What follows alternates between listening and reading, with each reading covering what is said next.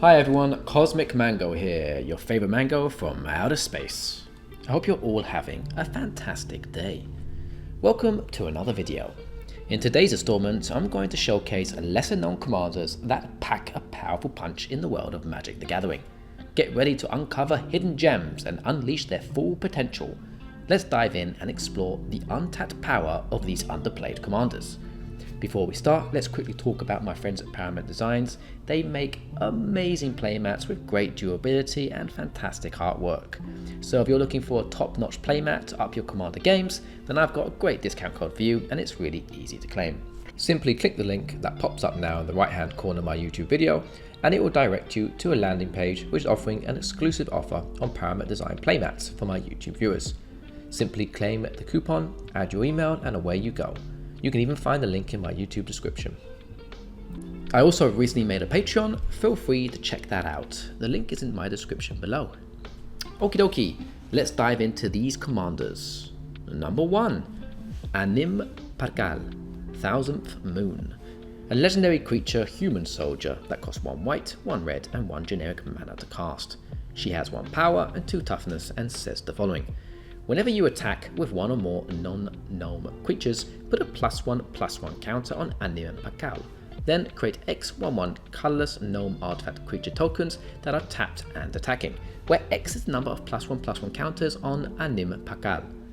Okay, Anim Pakal is one hyper-aggressive commander that can snowball out of control incredibly fast. She offers a very simple strategy, but an incredibly effective one. Attack with non-gnome creatures, buff her up with +1/+1 counters, and then start creating your army of gnomes based upon how many +1/+1 counters she has.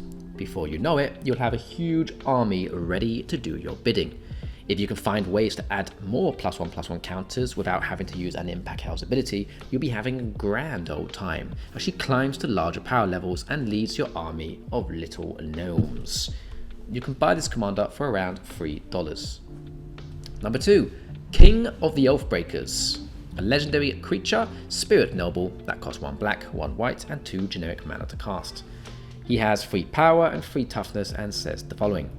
Flying. Whenever King of the Oathbreakers or another spirit you control becomes the target of a spell, it phases out. Treat it and everything attached to it as though they don't exist until your next turn.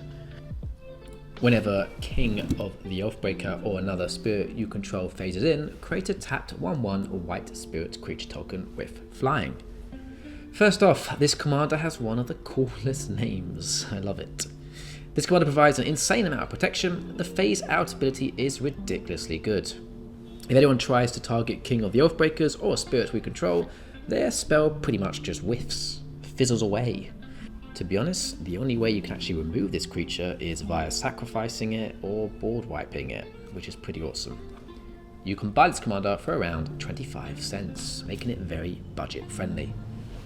Number 3, Witch King Sky Scourge. A legendary creature waif noble that costs 1 red, 1 black and 5 generic mana to cast. It has 5 power and 5 toughness and says the following. Flying. Whenever you attack with 1 or more waifs, exile the top X cards of your library, where X is their total power. You may play those cards this turn. Undying. When this creature dies, if it had no +1 counters on it, return it to the battlefield under its owner's control with a +1/+1 counter on it. Okie dokie, the Witch King. What a fantastic character from Lord of the Rings. This commander may cost a hefty 7 total mana to cast, but it sure is fantastic. Witch King offers a home for anyone wanting to build a Wraith tribal deck. When your Wraiths attack, they generate massive value for us, as we get to exile a large range of cards from our library and cast them that turn. This offers a very explosive game style filled with surprises, as no one knows what's coming. Even you, to be honest. Just make sure to have enough mana spare, so you can cast those wonderful cards you've exiled that turn. Furthermore, Witch King has Undying, which offers great protection and utility. An overall solid commander choice indeed, and you can buy this commander for around $1. Number 4, Inquisitor Eisenhorn. A legendary creature, human inquisitor that costs 1 black, 1 blue and 2 generic mana to cast. He has 2 power and 4 toughness and says the following.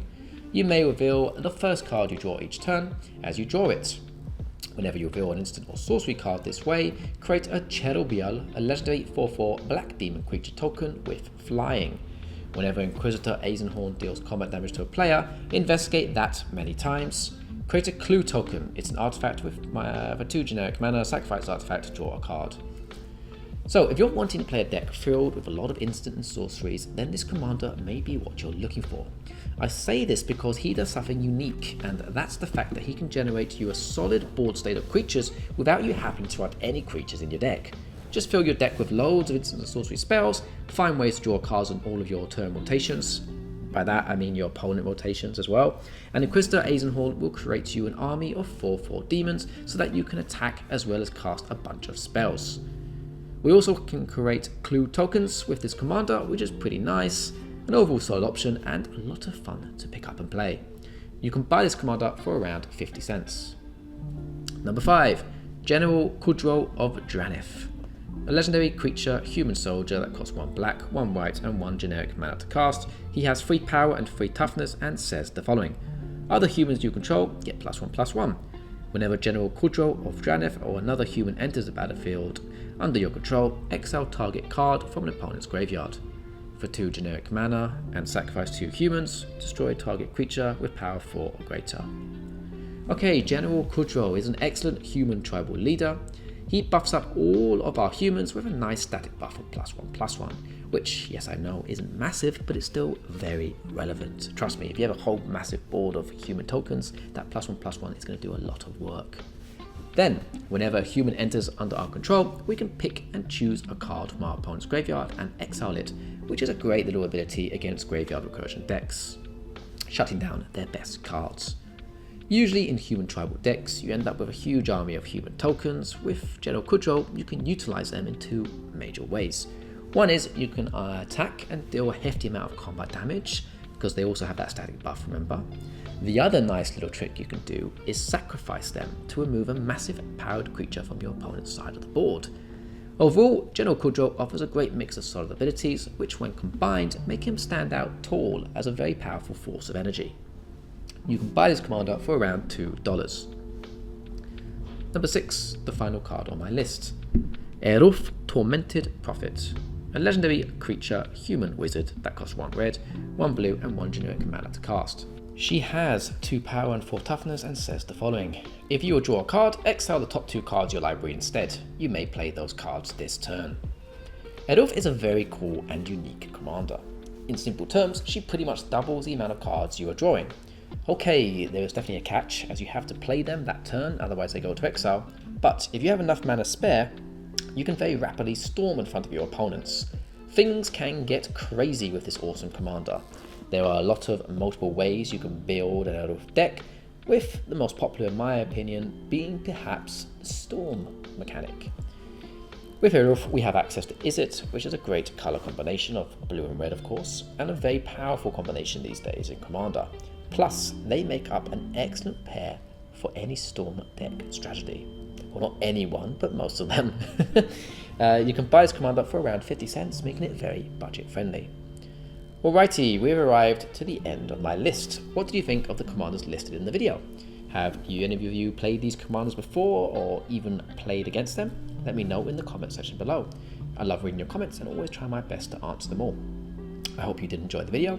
If you did, check out the 2 videos that should have popped up on the screen around now.